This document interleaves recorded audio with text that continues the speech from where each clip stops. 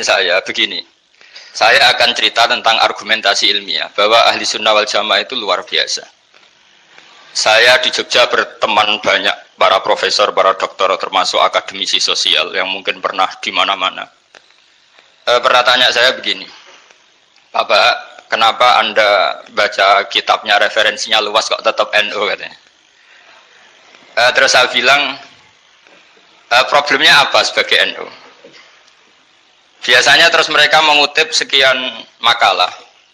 Kebetulan makalah itu provokatif dan siapapun yang baca makalah itu pasti menjadi NU. Tak jamin ya. Kalau di Jogja misalnya di satu penerbitan, saya termasuk di dalamnya, itu pernah diperbandingkan kitabnya Said Muhammad Mafahim Yajibu An-Sohah dengan kitabnya Bin Bas. Judulnya Hadihi Mafahimuna.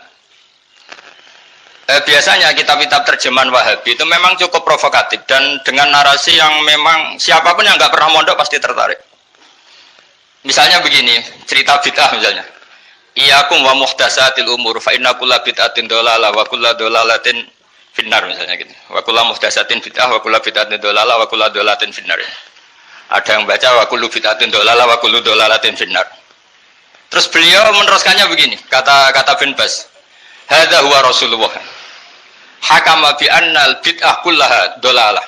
Terus diteruskan. Wajar asy-Syafi'i faqasama ila hasanatin wa dhalalatin wa sayi'atin. Jadi dengan narasi seperti itu tuh orang itu tahu bahwa Syafi'i itu kurang ajar tenan gitu kira-kira gitu. Jadi dia ini Rasulullah yang mengatakan semua bid'ah ini dhalalah, tapi Syafi'i lancang dengan membagi ada dhalalah, ada sayi'ah, ada hasanah, ada sayi'ah. Ini aneh katanya. Wong Rasulullah yang Nabi saja bilang satu, semuanya dhalalah kok dia bilang dua. Kan? Diredaksikan jaro'ah, kira-kira makna sedannya yang lama atau berani.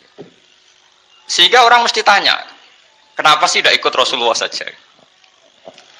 Tapi ini satu ilmu, setidaknya ilmu perdebatan, bukan ilmu hakiki, karena kita tidak tahu yang diridhani Allah yang mana.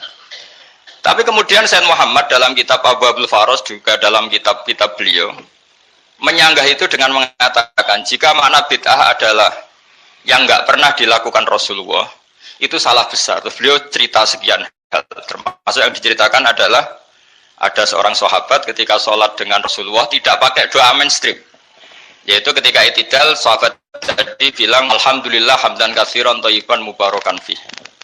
Setelah itu setelah Nabi habis sholat umul qail, siapa tadi yang melafadzkan itu? Semua sahabat diam karena takut disalahkan. Tapi apa yang dikatakan Nabi?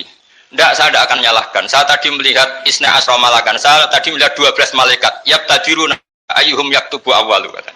Semuanya itu bergegas siapa yang nulis awal. Terus kata sahabat tadi, ha anada ya Rasulullah.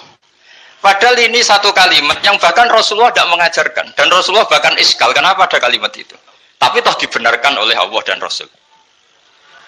Cerita Sayyid Muhammad kedua adalah ada sahabat setiap ngimami itu main kulhu. Wah, ngimami apa saja main kulhu. Singkat cerita makmumnya itu gerutu. Ini orang kok main kulhu terus ini. Setelah dilaporkan ke Rasulullah, ditanya sama Rasulullah, kenapa kamu main kulhu ini? Dilaporkan ke saya. Kata si musolli tadi, imam tadi, di annaha sifatur rahman. Dalam surat itu semua sifatnya Allah. Maka fa'ana uhibbuha. Saya senang itu. Apa kata Rasulullah? Saya disuruh bilang Allah ke kamu bahwa Allah mencintai kamu karena kamu mencintai kulhu. Terus keterusan sampai sekarang itu orang-orang NU baca kulhu terus itu. Karena sekali baca idza samsu kuwirat mesti keponting gitu. Tapi artinya itu dibenarkan Rasulullah min ghairi sabqi ta'limin minhu, tanpa ada pelajaran dari beliau. Runtuhlah teori bid'ah bahwa bid'ah adalah semua yang nggak pernah dilakukan Nabi, diajarkan Nabi. Nyatanya beberapa kali Nabi membenarkan sesuatu yang belum pernah diajarkan oleh beliau. Masalahnya adalah tidak semua orang baca kitabnya Sayyid Muhammad atau baca tidak paham. Nah, sementara kitab Hadihi Mafahimuna itu diterbitkan secara masif oleh pemerintahan Arab Saudi dan ada terjemahnya lagi, sehingga yang nggak bisa Arabnya bisa terjemahnya. Dengan narasi tadi bahwa Imam Syafi'i dibenturkan Rasulullah itu kan mesti kalah. Redaksinya itu jaro'ah itu wani pakai hamzah. Kedua, saya ingin cerita dan saya tidak bosan-bosan cerita ini sampai mati, saya tidak akan bosan-bosan. Ada kemandirian al-hujjatul balighah dalam diri kita sebagai ahli sunnah. Begini misalnya, kalimat la ilaha illallah adalah kalimat yang orang kafir 80 tahun saja kalau melafadzkan itu menjadi soro mukminan. Lah ini kita tahlil yang sudah muslim hanya karena kalimat thayyibah justru menjadi kafir. Ini kan madzhab aneh. Yang kafir puluhan tahun iyan tahu yufar lahum ma qad salaf bihadil kalimah. Ini kita karena tahlilan sampai nyekel patok menjadi kafir juga karena la ilaha illallah. Ini aneh.